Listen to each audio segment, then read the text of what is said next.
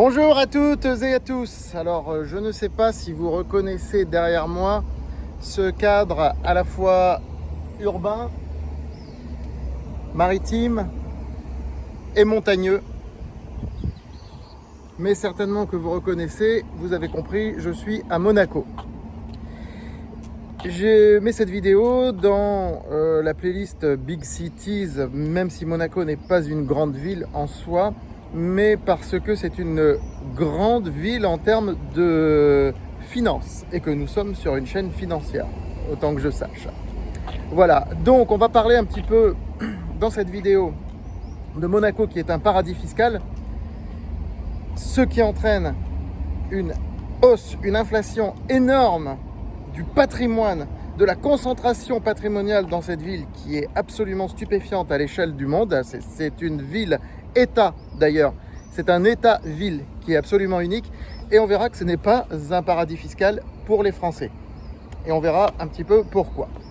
Et à la fin de la vidéo, je vous proposerai une balade de 8 minutes dans Monaco. Voilà ce que nous allons voir ici. Bien, me voilà dans un endroit un petit peu tranquille et à l'ombre pour pouvoir vous entretenir. Derrière moi, vous noterez la place très animée où il y a le casino, l'hôtel du Palais, etc. Et là, on va pouvoir tranquillement parler un petit peu de Monaco. Alors, les chiffres. Déjà, il faut savoir que c'est le territoire au monde qui a le plus gros patrimoine par habitant. Regardez les chiffres, on est à peu près à 20 millions de dollars par habitant en moyenne, ce qui fait environ 18 millions d'euros, enfin des fluctuations euro-dollar, on s'en moque un petit peu ici. Ça fait environ 100 fois le patrimoine moyen d'un Français qui, je vous le rappelle, est de l'ordre de 350 000 euros bruts et en net, on est plutôt en dessous des 200 000 euros. Donc, on est à peu près à 100 fois, je dis bien 100 fois, le patrimoine moyen d'un Français. Continuons sur les chiffres, si vous le voulez bien. Et vous allez voir des choses assez extraordinaires. Comme vous le notez, à Monaco, il y a plus de travailleurs que de résidents. Alors c'est quand même incroyable, c'est une petite ville finalement. 38 000 personnes, c'est une petite ville, mais il y a plus de travailleurs que de résidents parce qu'il y a des gens qui sont frontaliers, qui traversent la frontière tous les jours pour venir travailler à Monaco. Et ça, c'est assez unique au monde. Plus d'emplois que de population. Alors, on se plaint en France ou dans d'autres pays qui a des taux de chômage élevés, 7%, 8%, 10%, 15%, dans certains pays 20%. Eh bien là, le taux de chômage est négatif quelque part, puisqu'on a plus de travailleurs que de résidents. Donc c'est assez incroyable sur le plan économique. Et puis, Monaco, c'est une ville qui concentre plus de 140 nationalités. C'est extrêmement, extrêmement cosmopolite. Alors, pourquoi est-ce que cette minuscule ville-monde, parce que c'est une ville-monde, vu toutes les nationalités qu'il y a, vu les institutions même qu'il y a, vu les facilités, etc. Et c'est aussi une ville-État, hein, c'est un État indépendant, la principauté de Monaco. Pourquoi est-ce qu'elle attire toutes ces nationalités et ces patrimoines? C'est très simple. Ici, il n'y a pas d'impôt. Il y a zéro impôt. Zéro. Pour les monégasques, mais aussi pour les résidents, sauf les Français. On va y venir. Donc, quand je dis zéro impôt, je parle de zéro impôt sur le revenu, je parle de zéro impôt sur le patrimoine. Par contre, il y a des impôts qui existent sur les successions, mais c'est compliqué, je ne vais pas développer ici, ça n'a aucun intérêt. Ça va de 0 à 16% selon l'ordre de succession, selon le patrimoine, etc. etc. Il faut bien que la ville fasse rentrer quand même un petit peu d'impôts. Hein. Voilà, donc zéro impôt, ça attire forcément du monde.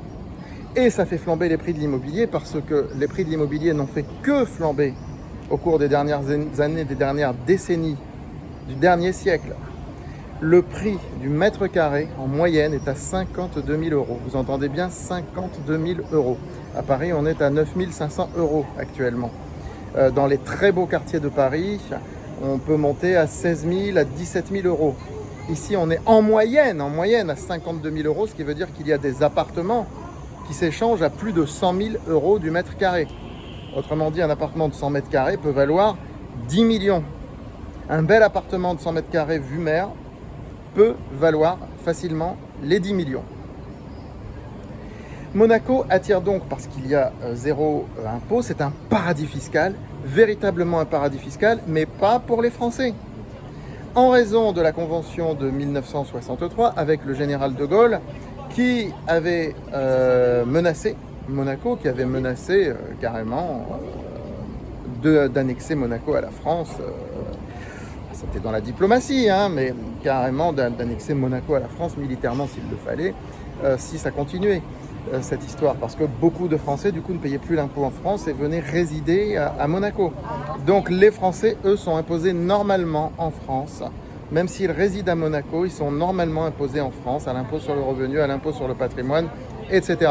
Sauf pour ceux qui demandent la nationalité monégasque, qui est très difficile à obtenir, et qui l'obtiennent, et qui, du coup, renoncent à leur nationalité française, ce qui est de plus en plus compliqué également. Ça se faisait plus couramment il y a 40 ans, il y a 50 ans, donc il y en a des citoyens français reconvertis monégasques et qui du coup sont citoyens monégasques, ne sont plus citoyens français et ne payent pas d'impôts en France, mais ils sont rares.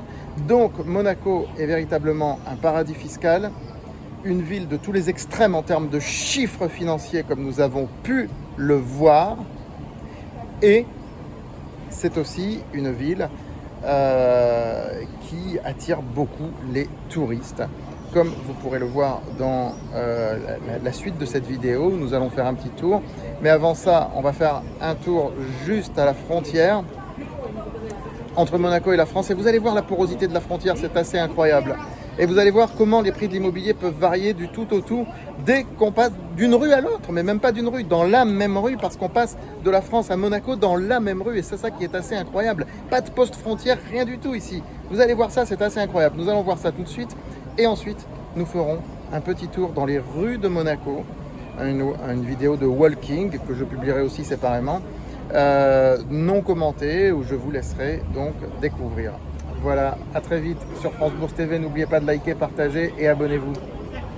Alors, Monaco, c'est aussi ça. Hein, c'est aussi des rues tout à fait normales d'une ville méditerranéenne, de cette partie de la Côte d'Azur qui ressemble à l'Italie, à la Riviera. C'est aussi ça, Monaco. Hein, ce n'est pas que le luxe inouï qu'on nous montre dans les reportages. Et puis, regardez. Ça, c'est très intéressant, ce que je vais vous montrer. Là, on arrive à Beau Soleil. Et donc, ça veut dire qu'au-delà de cette pancarte, les prix de l'immobilier s'effondrent, puisqu'il n'y a plus l'avantage fiscal pour les non-français. Pour les Français, ça ne change rien. Mais ça leur permet de profiter effectivement de ce climat de Monaco, de cette ambiance monégasque. Attention, quand je dis que ça s'effondre, ça reste quand même très cher. Là, juste après la pancarte, ça divise peut-être par 2 ou 3, ce qui est énorme.